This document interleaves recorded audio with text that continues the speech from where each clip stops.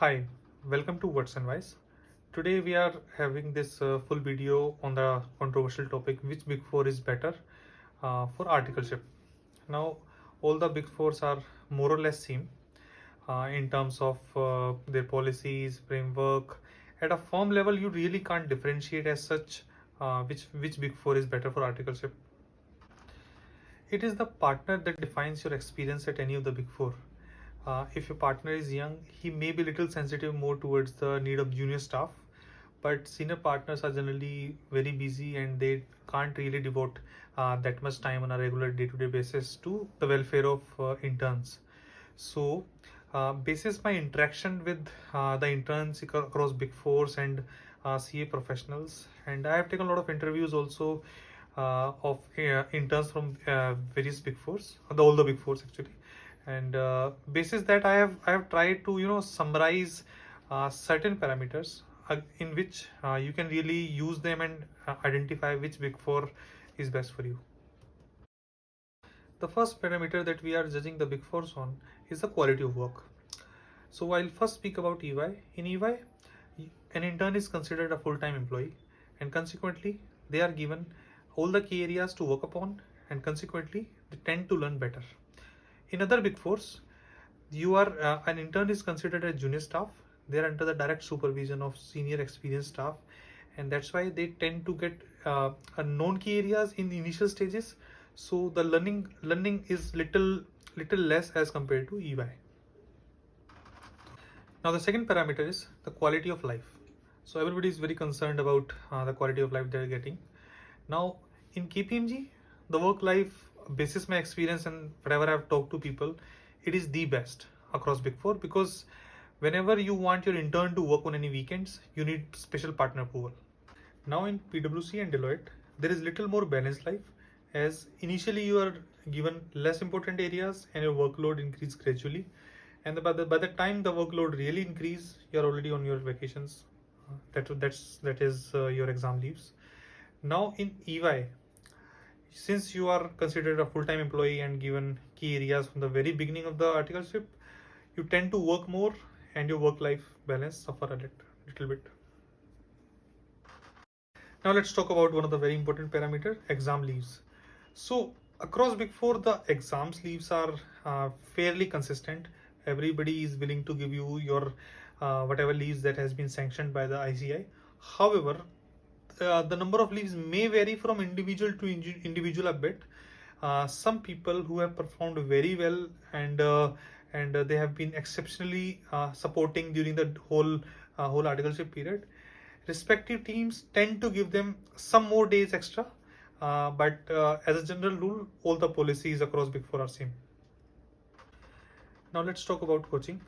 All the Big Fours now allow taking coaching prior to when your work day starts. So you can take your online coachings prior to starting your day before 11, and now all the Big Fours allow it. And particularly the KPMG, PwC, and Deloitte are more liberal towards your weekend, and that's why there's a higher score for these firms. Now let's talk about a very important aspect, difficulty in selection. Each Big Four is very difficult to get into, but amongst the Big Four, KPMG is most difficult to get inside. I've seen that for like 50-60 positions there are about 1500 CVs. So KPMG is the most difficult ones, and followed by EY, and further followed by Deloitte and PwC. Now let's talk about training and learning and development opportunities. EY provides the best learning opportunities since somehow they have been able to get the highest budget for learning and training development activities amongst the Big Four, and they organize offline trainings in hotels and their own offices, followed by online trainings as well. Other Big Four, most of the trainings are online, and they do also provide some offline coachings within the offices. Now expense reimbursements. EY is generally more liberal in expense reimbursement. Some teams even allow you to charge your daily commuting expense in the morning, in the evening as well, even before your late hours. Other Big Four, they generally tend to give you client facing expenses or like meals and travel expenses and late sitting expenses, but not generally coming to office and morning conveyance reimbursement. That is generally not there. Salary amongst the big four is fairly consistent. The first year they are giving 15,000, followed by 20,000 in the second year, and third year salary is around 25,000. Now talking about work from home policies. Now all the since the COVID has slowed down and there are no more cases that we found on a regular basis, so each of the big fours has now called their employees to offices. Some team on an individual basis they are allowing their teams to stay in, stay out, but most of the team in the big four have been called off in the office. Now in terms of dress code, KPMG is most liberal and they allow smart casual on a daily basis to interns specifically, and other big fours are more towards the formal stuff, and EY is most careful about the formal attire. Now if we summarize whatever we have discussed so far and basis the totality of the scores, I can fairly say that EY and KPMG they have their own pros and cons, but they are at a fair proportionate level with each other, and PwC and Deloitte are little behind.